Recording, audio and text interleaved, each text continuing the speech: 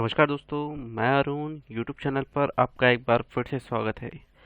बड़े दिनों बाद आया हूँ यूट्यूब चैनल पर। और अगर आप पहली बार आए हैं मेरे चैनल पर तो चैनल को सब्सक्राइब ज़रूर कर दीजिएगा और वीडियो अगर अच्छा लगे तो लाइक भी ज़रूर कर दीजिएगा।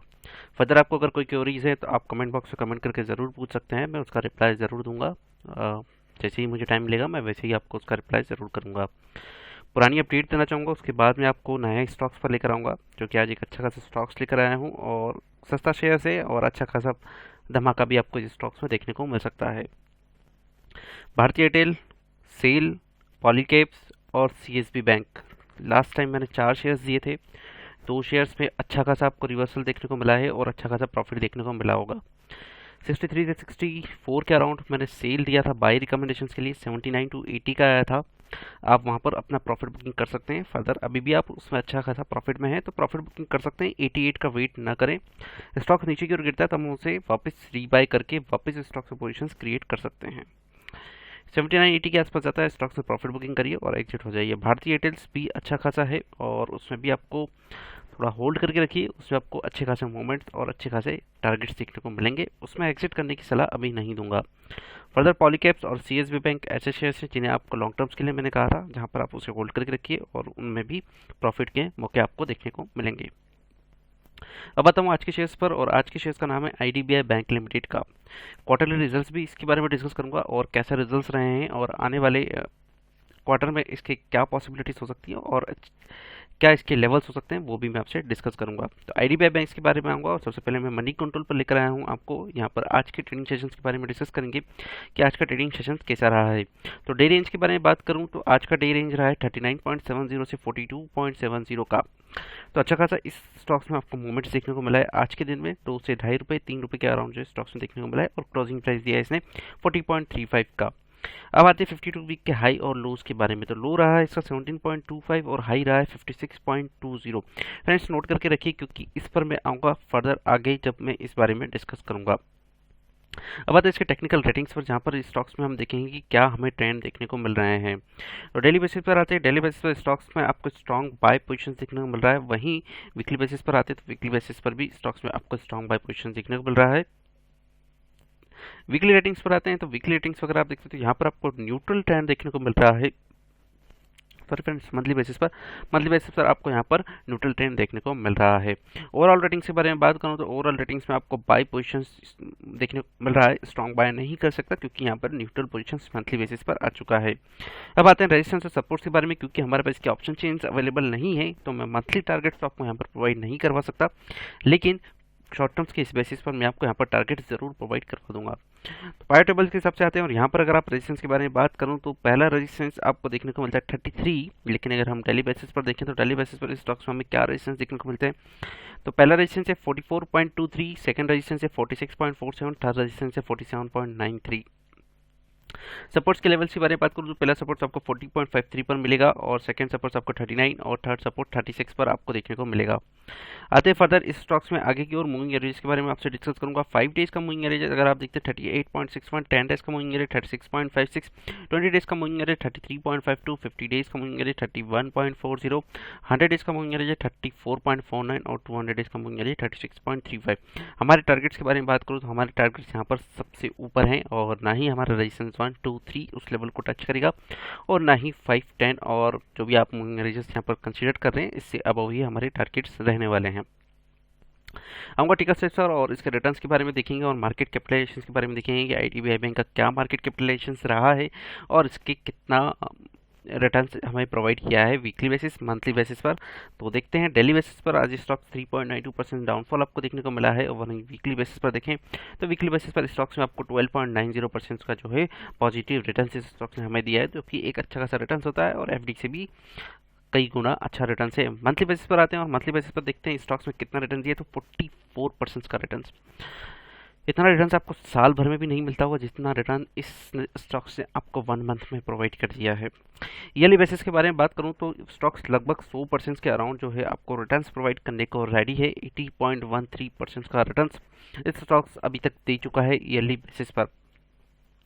आते हैं स्टॉक्स के मार्केट कैपिटलाइजेशन के बारे में बात करूंगा और उसके बाद हम स्टॉक्स में फर्दर आगे की ओर डिस्कस करेंगे। मार्केट कैपिटलाइजेशन के बारे में बात करूं तो 45,153 करोड़ का मार्केट कैपिटलाइजेशन से आईडीबीआई बैंक का, और स्टॉक्स के रैंक देखते हैं तो आपको 85 रैंक आपको देखने को मिलता है। मिड स्टॉक्स है और स्टॉक्स में इतना खासा मोमेंटम भी नहीं है, लेकिन स्टॉक्स में आपको प्रॉफिटेबिलिटी अच्छी खासी है, इसलिए स्टॉक्स को मैं आपके सामने लेकर आया हूँ। मॉडरेट रिस्क है और रिस्क में इतना अच्छा खासा आपको वॉलेटिलिटी भी नहीं देखने को मिलता है। 2.15x का इस स्टॉक्स में आपको वॉलेटिलिटी देखने को मिलता है। वन थिंग, स्टॉक्स को लॉन्ग टर्म्स के हिसाब से आप बाई करके ना रखें, क्योंकि स्टॉक्स में आपको डिविडेंड का प्रॉफिटेबिलिटी नहीं मिलेगा। तो अगर आप इस स्टॉक्स में अगर मेंटेन करना चाहते हैं तो स्टॉक्स में थोड़ा बहुत क्वांटिटी आप इसमें मेंटेन कर सकते हैं। फाइनेंशियल्स के बारे में बात करने से पहले मैं आपसे इसके रिजल्ट्स के बारे में बात करूंगा, और रिजल्ट्स के बाद हम इसके कैश फ्लोज के बारे में डिस्कस करेंगे कि क्या इसके कैश फ्लोज रहे हैं, और उसके बाद इसके बारे में देखेंगे क्या रहे हैं। तो मैं आपको लेकर आया हूं यहाँ पर इकोनॉमिक टाइम्स और Q3 के रिजल्ट्स के बारे में मैं आपसे डिस्कस करूंगा। तो नेट प्रॉफिट यहाँ पर अप हुआ है 378 करोड़ का। तो यहाँ पर देखते हैं आईडीबीआई बैंक क्या बात करता है। थर्सडे को इसने अपने नेट प्रॉफिट डिस्कस किए थे, और ये रिपोर्ट्स पुरानी हैं जहाँ पर मैं आपसे डिस्कस कर रहा हूँ। जहाँ पर स्टेन अलोन प्रॉफिट 378 करोड़ का रहा है दिसंबर क्वार्टर का करंट फिस्कल ईयर्स में। वहीं लास्ट ईयर के बारे में बात करूं तो लास्ट ईयर में इसने नेट लॉस बुक किया था 5763 का, मतलब दिसंबर क्वार्टर 2019 की बात करूं, और दिसंबर क्वार्टर 2020 की बात करूं तो 378 करोड़ का यहाँ पर आपको प्रॉफिट देखने को मिल रहा है। टोटल इनकम्स के बारे में बात करूं तो as compare to previous quarter और as compare to this quarter हम दोनों करेंगे दिसंबर 2019 वर्सेस दिसंबर 2020।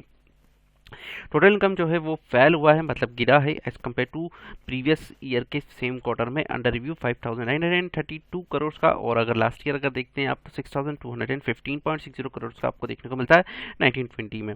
इंटरेस्ट के बारे में बात करूं तो और हमारे इंटरेस्ट में थोड़ा इंक्रीमेंट जरूर देखने को मिला है। तो इनकम वर डाउन 4,563 करोड़ का ड्यूरिंग द क्वार्टर, और अगेंस्ट अगर लास्ट ईयर के बारे में बात करूं तो 4,937 करोड़ का आपको यहाँ पर देखने को मिलता है इंटरेस्ट में। लेकिन जो कि मैंने आपसे कहा कि इंटरेस्ट में आपको थोड़ा ग्रोथ देखने को मिला है, तो नेट इंटरेस्ट इनकम की बात करूं तो जो कि ग्रो हुआ है 18% से, जो कि 1810 करोड़ के अराउंड यहाँ पर आपको देखने को मिला है। और उसके साथ में अगर नेट इंटरेस्ट मार्जिन के बारे में बात करूं तो वो भी यहाँ पर आपको है इम्प्रूव हुआ है 60 बेसिस पर, जो कि हो गया है 2.87% के अराउंड। अब आते हैं आगे की ओर। बैंक के असेट्स क्वालिटी वो भी इम्प्रूव हुआ है एज कम्पेयर टू एनपीए, जिसके कारण इस स्टॉक्स में आपको थोड़ा अच्छा खासा तेजी भी देखने को मिल सकता है। तो bank assets quality improved as gross NPA और bad loans reduce 23.52% of the gross advances as of 31 December 2020, और कंपेयर करें तो लास्ट प्रीवियस क्वार्टर से तो 28.72% से हमारा 23.52% हो गया है। तो ऑलमोस्ट 5% का यहाँ पर जो है आपको इम्प्रूवमेंट देखने को मिल रहा है, जिसके कारण कंपनी की जो है प्रॉफिटेबिलिटी आपको देखने को मिल सकती है। अब आते हैं एनपीएस के बारे में। तो कंपनी के आईडीबीआई बैंक के एनपीएस में भी आपको गिरावट देखने को मिली है, जो कि 1.92% हो गया है, और फ्रॉम 5.25% से लेकर तो इतना कम आपको डाउनफॉल देखने को मिला है, जिसके कारण कंपनी की प्रॉफिटेबिलिटी भी बढ़ेगी। लेकिन कंपनी ने अपने प्रोविजनिंग के नॉर्म्स पर कंपनी ने अपना प्रोविजन जो है वो जो कोविड के कारण रहा है, उसके कारण कंपनी ने अपना प्रोविजनिंग अच्छा खासा किया हुआ है। इन वैल्यू टर्म्स के बारे में बात करें तो ग्रॉस एनपीएस वर 37,559 करोड़ एट दिसंबर 2020 एज अगेंस्ट अगर 2019 के बारे में बात करूं तो 49,502 करोड़ का था।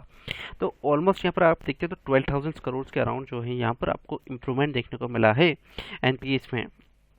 ओवरऑल प्रोविजंस एंड डेब्ट and contingency were kept higher at 796 crore of December quarter, क्योंकि दिसंबर क्वार्टर में मैंने आपसे ऑलरेडी कह दिया है कि इन्होंने अपनी प्रोविजनिंग हाई करके रखी है, इसके कारण इनकी प्रोविजनिंग हाई रहेगी। और लोन्स एंड एडवांसेस में अगर आप देखते हैं तो 796 करोड़ का रहा है दिसंबर क्वार्टर में, एज अगेंस्ट 1920 के बारे में बात करूं तो 521.95 करोड़ का आपको यहाँ पर देखने को मिलता है।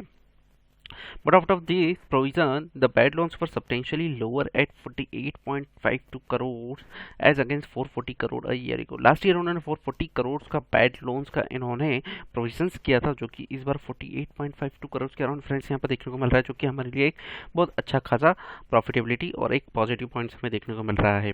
प्रोविजंस कवरेज के बारे में बात करूँ, वो भी हमारा यहाँ पर इंप्रूवमेंट हुआ है। तो कंपनी में आपको अच्छा खासा इंप्रूवमेंट देखने को मिल रहा है, जिसके कारण कंपनी में आपको जरूर पॉजिटिविटी देखने को मिलेगी, जो कि 97 97.08% से लेकर 31 दिसंबर को ये रहा है, और 92.41% जो कि एक साल पहले था। यहाँ पर एक इंप्रूवमेंट देखें तो 5% का यहाँ पर आपको इंप्रूवमेंट देखने को मिला है, जो कि एक अच्छा खासा आपको देखने को मिलता है। कंपनी ने यहाँ पर अपनी इक्विटी भी रेस की है थ्रू QIP के कारण, तो यहाँ पर भी क्वालिफाइड इंस्टीट्यूशनल बायर जो हैं उन्होंने भी अपनी पोजीशंस को होल्ड करके रखा हुआ है। तो यहाँ पर भी एक और हमें प्लस पॉइंट देखने को मिलता है, जिसके कारण आपको इस स्टॉक्स में मेंटेन रहने का और बाय करने का रिकमेंडेशन मैं प्रोवाइड करता हूँ। आगे की ओर आते हैं और टीयर 1 कैपिटल्स के बारे में बात करें तो टीयर 1 कैपिटल भी है जो IDBI बैंक की इंप्रूव हुई है 12.22% फ्रॉम 10.16%, ऑलमोस्ट 2% के अराउंड यहाँ पर हमें इंप्रूवमेंट देखने को मिला है, जो कि एक अच्छा खासा आपको इंप्रूवमेंट देखने को मिल रहा है। अमंग ज़्यादा during the quarter ended 2020 the bank has sold 23% stake out of 48% holding in joint venture of IDBI bank life insurance company, जो कि RBI की गाइडलाइंस के अनुसार इन्हें अपनी इक्विटी को कम करना था, तो इन्होंने अपना होल्डिंग भी बेचा हुआ है। Post sales holding in the joint venture 25% as on December the bank said. Further आगे क्यों डिस्कस करते हैं और RBI की गाइडलाइंस के हिसाब से जो कि मैंने आपसे कहा है कि इन्होंने कोविड के प्रोविजंस जो किए थे वो किए हुए हैं। तो RBI गाइडलाइंस रिलेटेड कोविड-19 द बैंक हैज कम्प्लीटिव कोविड-19 रिलेटेड प्रोविजंस ऑफ 436 करोड़, जिसके कारण कंपनी की प्रोविजनिंग भी बहुत जो हाई रह गई है, और company the provision made by the bank is more than the minimum required as per the RBI guidelines it is said. और चूँकि उन्होंने प्रोविजन है वो ज़्यादा करके रखा हुआ है as per the RBI guidelines के हिसाब से। फर्दर स्टॉक्स के बारे में फर्दर और डिस्कस करेंगे और आपको आगे क्यों लेकर आऊँगा, और इसके पीएस मतलब कंपैरिजंस के बारे में देखेंगे कि as compare to other stocks में क्या देखने को मिलता है, और कंपनी के जो कि कैश फ्लोज के बारे में मैं आपसे डिस्कस कर रहा था कि कंपनी के कैश फ्लोज रहे हैं। तो 2020 के मैं फिगर्स के बारे में बात कर रहा हूँ। 2020 फोर्थ क्वार्टर का रिजल्ट अभी आया नहीं है, तो उसका बैलेंस शीट अभी हमारे पास अवेलेबल नहीं है। तो change in working capital negative हमारा रहा है 4,989 का।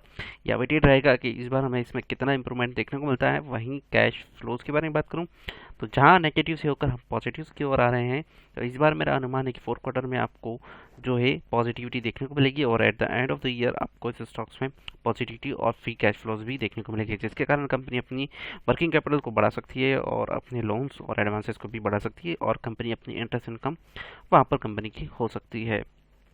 कंपैरिजंस करेंगे अदर स्टॉक्स के बारे में, और यहाँ पर देखेंगे कंपनी के अदर स्टॉक्स कैसे रहते हैं। उसके बाद हम NSE की वेबसाइट पर आएंगे और आज का सेशन एंड करेंगे। IDBI बैंक का पी रेशोज अगर देखते हैं यहाँ पर तो 2.84 जो कि नेगेटिव में आपको देखने को मिलता है। Price to book value ratios के बारे में बात करो तो 1.19, क्योंकि इतना ज़्यादा ओवर वैल्यूएशन स्टॉक्स नहीं है, स्टॉक्स में आप अपना अच्छा खासा रिटर्न्स प्रोवाइड कर सकते हैं और रिटर्न्स देख सकते हैं। स्टेट बैंक ऑफ इंडिया से कंपेरिजन करें तो पी देखते तो यहाँ पर आपको 17.33% का आपको देखने को मिलता है।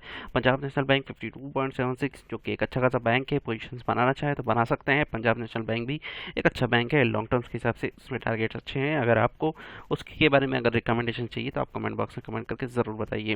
बैंक ऑफ बड़ौदा के बारे में बात करूं तो बैंक ऑफ बड़ौदा का पी रेशो है 30.99, और वहीं price to book value ratio 0.47 के अराउंड, जो कि एक चीपर लेवल पर आपको अवेलेबल देखने को मिल रहा है।